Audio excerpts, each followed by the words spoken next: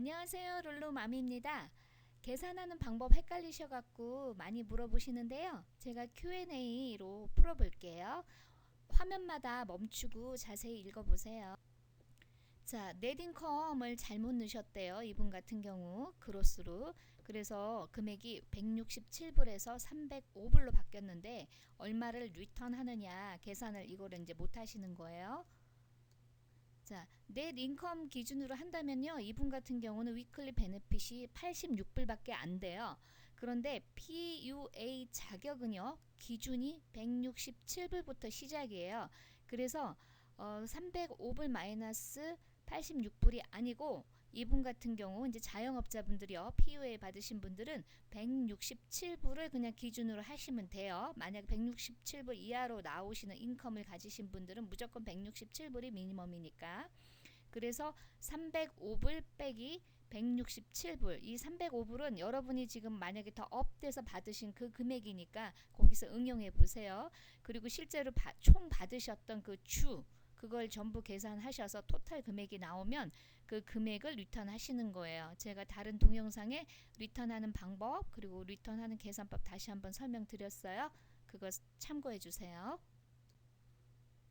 자, 4월 말에 신청해갖고 첨부를 받았는데 이런 메시지가 온 거예요. 이거 읽어보시면 되는데 즉 뭐냐면은 그 EIDL 어드밴스 받는 것보다 금액이 적으면은 자격이 안 된다는 내용이에요. 아니면은 그 경제적 타격이 아니라는 이유. 근데 이제 1번에 이분은 해당되는 것 같아요. 그러면은 EIDL 어드밴스가 최소 1000불이라는 얘기예요. 그죠? 1000불에서 그 이상으로 가잖아요. 그런데 만약에 이게 거절됐다면 이게 EIDL 어드밴스 1000불 이하라는 그 말과 같아요. 그래서 넷 애뉴얼 인컴이 1000불 이하인 걸로 보이고요. 이럴 경우에는 PPP도 해당이 안 되는 걸로 보여요. 그래서 지금 이렇게 넷 인컴이 너무 없으신 분들은 EIDL, PPP 둘 다 해당이 안 되시는 걸로 보여요. 계산상으로. 그래서 PUA 밖에는 혜택을 못 받으시는 것 같아요. 자, 이분은 지금 Certified for Benefits를 다 했는데 disqualification이 나왔대요. 그래서 전화했는데 만약에 이제 disqualification이라고 정해지면은 1099 인컴 그걸로 PUA 다시 신청할 수 있나요? 이렇게 물어보셨어요. 그런데 만약에 한번 이렇게 disqualification이 되면은 PUA 신청해도 어떤 같은 이유로 똑같이 disqualification이 나올 수 있어요. 그래서 이런 분들은 다시 신청하시기보다는 왜 disqualification이 나왔는지 EDD에 연락을 하셔서 알아보신 다음에 조치를 취하셔야 돼요. 이게 꼭 자격이 안 돼서가 아니고 처음에 앤서를 잘 몰라서 잘못해서 그런 경우가 많아요. 제가 상담을 해보면. 그러니까 요거 꼭 알아보세요. 자, EIDL 1000불을 받았대요. 그런데 9000불도 받을 수 있느냐 질문이 너무 뜬금없으시죠. 그래도 제가 이렇게 암호를 하도 해석을 하다 보니까 이해가 돼요. 이 1000불은요 그냥 어드밴스로 들어온 것 같고요. 그 신청하신 그 퀄리피케이션 된다는 융자 9000불은 론으로 보여요. 그래서 둘 다 받으실 것 같고 그 EIDL 론은 업투 10,000불까지 그 조건에 맞춰서 사용하면 탕감받을 수 있다고 했어요. 그런데 그게 이제 어떤 더 변경 사항이 있는지 은행에서 더 지시서가 나올 거예요. 그때까지 조금 더 기다려 주세요. EIDL이 12개월부터 페이한다고 그랬죠. PPP는 6개월 뒤부터예요. 그래서 요거 궁금하신 분들이 많아요. 이게 그 뒤부터 페이한다고 그래서 이자를 안 내느냐? 그 질문이에요. 그죠? 그런데 거기 내용에는요. no interest라는 말이 없어요. 그냥 deferred라는 거는 유보시키는 거거든요. 뒤로 미루는 거. 그거에는 이자가 있을 수도 있고 없을 수도 있어요. 그런데 no interest라는 말이 없기 때문에 제가 해석하는 거는 뭐냐면 PPP는 6개월 뒤, EIDL은 1년 뒤잖아요. 그러면 그 기간 동안 융자 받은 날짜로부터 이자가 계산은 되는데 한꺼번에 내는 건 아니고요. 그 상환하는 페이먼트에 한꺼번에 애드가 돼서 페이먼트에 조정이 되는 거예요. 그래서 만약에 여러분들이 12개월 뒤에 내야 되는데 그냥 다 상환을 하면 어느 정도의 이자는 발생이 되는 걸로 보여요. 그래도 제가 이거를 꼭 확보하라는 이유가 지금 6개월 이상 우리는 서바이벌을 해야 되기 때문에 자금을 확보하는 것이 가장 중요합니다, 여러분. 그래서 제가 이걸 적극적으로 계속 받으라고 권해드리는 거예요. 저는 이 내용을 별로 그렇게 중요하게 생각 안 했는데 이걸 많이 물어보시네요. 이제 요거 마크를 안 했을 때 어떻게 이거 실수했다 고칠 방법이 없느냐 이 말이거든요. 꼭 그렇다고 그래서 뭐 100% 이거를 탕감 안 해준다 그 마크 안 했기 때문에 그런 건 아니고요. 미국은요 이렇게 했기 때문에 100% 이거 안 된다 이러진 않아요. 내가 실수를 했을 때 그걸 어필을 해서 받아들여지면요 다 이렇게 좀 해결이 되는 게 미국 시스템이라는 거예요. 그래서 지금 저희 구독자님이 한 분이 요 지금 정보를 공유해 주셨어요. 요 내용 한번 스탑해서 한번 읽어보세요. 팔타임으로 일을 하면서 수입 보고를 하는데 이런 문제가 또 있네요. 그 위크에 예를 들어서 6월 짜투리 날짜하고 7월 짜투리 날짜가 겹치는 거 이거 계산 어떻게 하느냐 그거 여쭤보셨거든요. 그럴 때는 원래 기준으로 하면 여기 첫 번째잖아요. 그죠? 근데 이렇게 날짜가 겹칠 때는 금액이 다를 수 있잖아요. 수입이 6월하고 7월하고 그러니까 요렇게 날짜 짜투리 계산끼리 계산을 더해서 하시면 돼요. 요 방법 스탑해서 한번 보세요. 자, 셀프 인플로이먼트 EID에 이거 겁나가지고 못 받으신데요.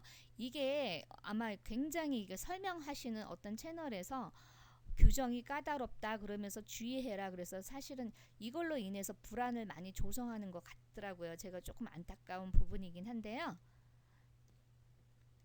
실제로 비즈니스 하시고요. 코로나로 인해서 어려움 겪으신 분들요. 전혀 걱정하실 필요가 없어요.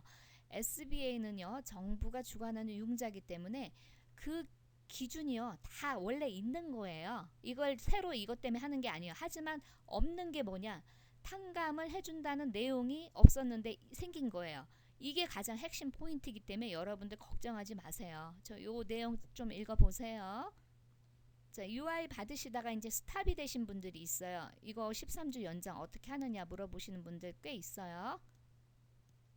그 클레임 밸런스가 계속 유지되고 있는 분들은요 자동으로 연장이 되고 있어요. 그런데 이미 이제 소진되신 분들은 원래 초에 뭐라고 발표를 했냐면 7월부터 연장을 해주겠다 이렇게 했는데 그거를 자동으로 해주는 건지 아니면 뉴 파일 클레임을 해야 되는 건지 그거는 아직 그 자세히 얘기가 없어요. 그래서 그거 제가 리서치 중이니까 걱정은 하지 마세요. 이거 계속 만약에 코로나로 인해서 일을 못 하시는 분들 다 혜택은 받으실 수 있어요. 제가 정보 업데이트 되는 대로 알려드릴게요. 자, 아파서 일 못한다 어떻게 받을 수 있냐 계속 이분이 여러 차례 이 몸이 아픈데 받을 수 있는 거를 물어보세요. 이건 EDD하고 상관이 없는 내용인 것으로 보여요. 자, 이분은 지금 Certify for Benefits를 다 했는데 Disqualification이 나왔대요. 그래서 전화했는데 만약에 이제 Disqualification이라고 정해지면은 1099 인컴 그걸로 PUA 다시 신청할 수 있나요? 이렇게 물어보셨어요. 그런데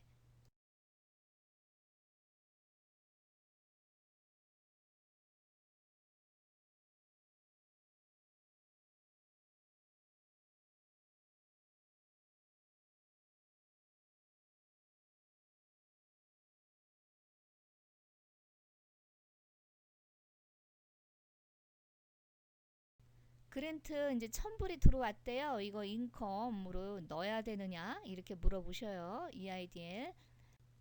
EIDL은 100% 급여로 하지 않아도 돼요. 그래서 EDD에 만약에 이제 이걸 급여 처리하셨을 때는 수입으로 보고하시면 그 한 주는 못 받아요. 그렇지만 그 첨불 받으신 거를 그냥 렌트비나 유틸리티로 사용하신다면 수입이 아니에요. 이거는 EDD 보고 안 하셔도 됩니다. 꼭 그렇다고 해서 뭐 100% 이거를 탕감 안 해준다 그 마크 안 했기 때문에 그런 건 아니고요. 미국은요 이렇게 했기 때문에 100% 이거 안 된다 이러진 않아요. 자, 4월 말에 신청해갖고 첨부를 받았는데 이런 메시지가 온 거예요. 이거 읽어보시면 되는데 즉 뭐냐면은 그 EID에 어드밴스 받는 것보다 금액이 적으면은 자격이 안 된다는 내용이에요. 아니면은 경제적 타격이 아니라는 Certify for Benefits을 하라고 그랬는데 그 2주 중에 한 주는 실제로 일을 했대요. 그리고 새로 복직하시는 분들도 이런 결과가 있어요. 이걸 응용해 보세요. 그래서 어떻게 하면 좋으냐. 2주 중에 한 주는 일을 했다는 거예요. 그럴 경우에는요. 둘 중에 하나 뭐 week 1이 될 수도 있고 week 2가 될 수도 있어요. 여러분들. 그래서 그 둘 중에 하나의 넘버 6 그러니까 이제 일했느냐 수입이 있느냐 거기에 yes라고 대답하시고요. 실제로 받으신 금액을 넣으시면은요. 그 주가 excessive earning으로 수당이 지급이 안 됩니다. 그리고 나서 나머지는 또 지급받으실 수 있어요. 그러니까 요거는 그런 방법으로 하시면 돼요. 자, 여러분들 힘내시고요. 그리고 이제 이 모든 정책들이요. 여러분들 돕기 위한 정책이라는 거 그거 꼭 염두에 두시고요. 이것저것 막 이상한 정보들 믹스해 갖고 겁내지 마세요. 정직하게 세금 보고 하시고 실제로 코로나로 인해서 피해가 되신 분들 걱정하실 거 하나도 없어요. 다 혜택 받으실 수 있어요. 그리고 이제 PPP로 급여 정리하시는 분들 그리고 이제 넷인컴이 조금씩 나시는 분들 그런 분들 지금 EDD 수당 받고 계신 분들이요. 어떻게 정리하는지 제가 일요일날 실제로 서티파이를 하면서 동영상을 제작해서 만들게요. 그래서 일요일날 저녁까지 좀 기다려주세요. 그리고 새로운 댓글을 다시는 분들은 한 번만 달아주세요. 제가 어떤 걸 볼지 몰라갖고 막 여기저기에 똑같은 내용 다시는 분들 있거든요. 그렇게 안 하셔도 돼요. 왜냐하면 새로운 댓글은 알람이 떠요. 그래서 어디에 다시든지 한 번만 하시면 돼요. 그거 좀 부탁드릴게요. 자, 오늘도 즐거운 하루 되시고요. 좋아요, 구독 꼭 눌러주세요. 감사합니다.